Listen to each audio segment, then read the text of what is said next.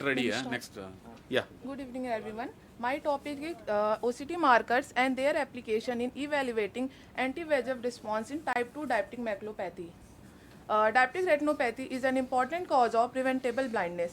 Maculopathy is damage to the macula, the part of the eye that allows us to see centrally.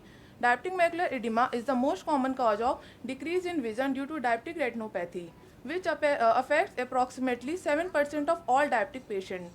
This study is conducted to identify OCT biomarkers that are valuable for clinical diagnosis and management of diabetic macular edema. This study is prospective observational study, included 100 eyes of 100 patients. Inclusion criteria were patient between 40 to 80 years with type 2 diabetes mellitus, no prior intravitreal anti-VEGF injection. Exclusion criteria were any active ocular infection or any pre-existing retinal or macular diseases other than diabetic retinopathy or macular edema.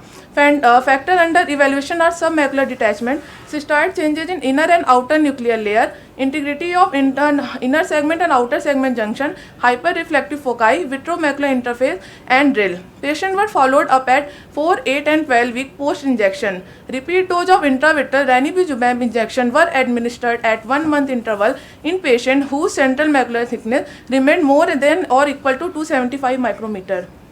Result. For purpose of analysis, they are divided into two groups.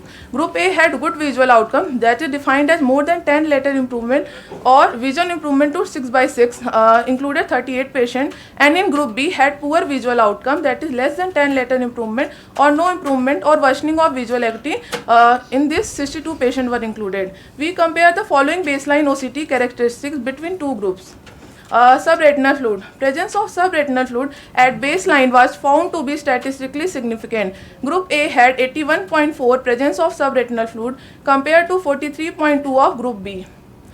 Integrity of ISOS junction, no comparable difference in between groups. Group A had 26.4 and in Group B 90.5 percentage people have no difference. Presence of hyperreflective foci. Presence of hyperreflective foci and their location were analyzed between groups, but there was no significant difference. Hyperreflective foci was present in 76.4 and in Group B 81.6%. This was also not statistically significant. Other biomarker drill. There was no comparable difference between two groups at baseline. However, at 1 month and 3 months, the number of patients with drill decreased to nearly half the number. However, this change was also not statistically significant. Vitreomacular interface abnormalities. Majority of patients had an intact in vitreomacular interface, and there was no difference between two groups. Epiretinal membrane. Both groups had very few patients with epiretinal membrane, and their presence had no significant difference. Cost line, that is cone outer segment tip line. Presence of intact cost line was also not associated with significant change in visual outcome in our study. Discussion. Some studies like Sophie et and Ficker et al. Have reported significant improvement in visual acuity when subretinal fluid was present. However, many other studies like Simura et al. And Seo et al. Have found no difference or even associated with worse functional result. In our study also, presence of subretinal fluid was single most important biomarker in predicting good visual acuity response to anti-VEGF injection.